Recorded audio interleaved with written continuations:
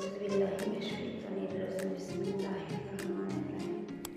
مرتبہ حضور اقدس صلی اللہ علیہ وسلم نے نماز کا ذکر فرمایا اور یہ ارشاد فرمایا کہ جو شخص نماز کا اہتمام کرے تو نماز اس کے لیے قیامت کے دن نور ہوگی اور حساب پیش ہونے کے وقت حجت ہوگی اور نجات کا سبب ہوگی، اور جو شخص نماز کا اہتمام نہ کرے اس کے لیے قیامت کے دن نہ نور ہوگا اور نہ اس کے پاس کوئی عزت ہوگی اور نہ نجات کا کوئی ذریعہ۔ اس کا حشر فرعون، حامان اور عتبہ بن خلف کے ساتھ ہوگا۔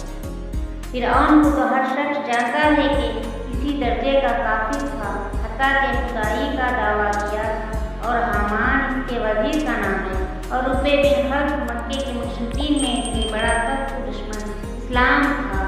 ہجرت سے پہلے نبی کریم صلی اللہ علیہ وسلم سے کہا کرتا تھا کہ میں نے ایک گھوڑا پالا ہے، اس کو بہت کچھ کھلاتا ہوں، اس پر سوار ہوگا، نعوذ باللہ تم کو قتل کروں گا۔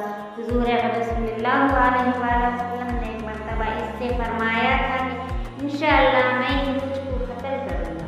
احد کی لڑائی میں وہ حضور اقدس صلی اللہ علیہ وسلم کو تلاش کرتا رہتا تھا اور کہتا تھا کہ اگر وہ آج بچ گئے تو میری خیر نہیں۔ چنانچہ حملے کے ارادے سے وہ حضور اقدس صلی اللہ علیہ وسلم کے قریب پہنچ گیا۔ صحابہ رضی اللہ تعالیٰ نے ارادہ بھی فرمایا کہ دور ہی سے اس کو نمٹا دے۔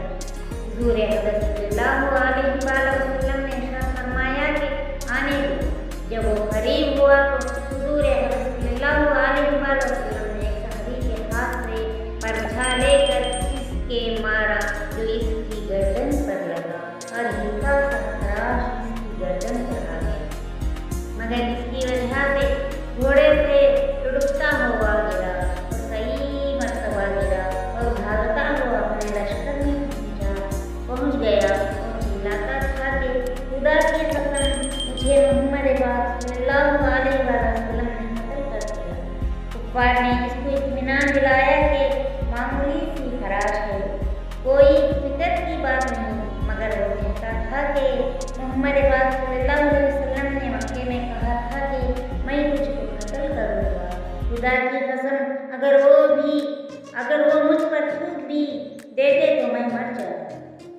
لکھتے ہیں کہ اس کے چلانے کی آواز ایسی ہو گئی تھی جیسا کہ بیل کی۔ ابو سفیان جو اس لڑائی میں بڑے زوروں پر تھا، اس کو شرم دلائی کہ اس ذرا سے خراش اتنا چلاتا ہے۔ اس نے کہا تجھے خبر